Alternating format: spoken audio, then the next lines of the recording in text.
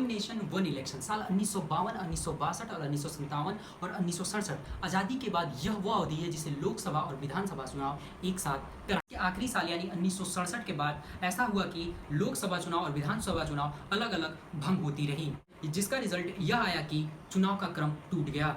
लोकसभा और विधानसभा चुनाव अलग अलग होने लगे।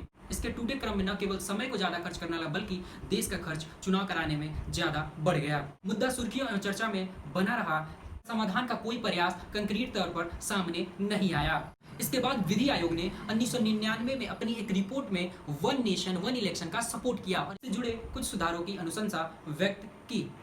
मौजूदा सरकार के आने के बाद फिर से वन नेशन वन इलेक्शन का मुद्दा चर्चा में आने लगा।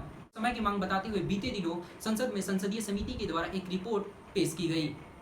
इसके पक्ष में तर्क दिए गए और कहा गया, अगर देश में एक ही बार सभी प्रकार के चुनाव हो तो उसमें न केवल इससे सरकारी खजाने पर बोझ कम होगा बल्कि ह्यूमन रिसोर्स का भी मैक्सिमम यूज किया जा सकेगा। पॉलिटिकल पार्टी का खर्च तो कम होगा ही, साथ में मतदान के लिए मतदाताओं का उदासीनता कम हो सकेगी। इसके अलावा सभी विधानसभाएं राष्ट्रपति के चुनाव में भाग ले सकेगी। असल में अभी ऐसा होता है कि विधानसभा के दरमियान राष्ट्रपति के इलेक्शन होने से विधानसभा में भाग नहीं ले पाते हैं, जो भंग हो चुकी होती है।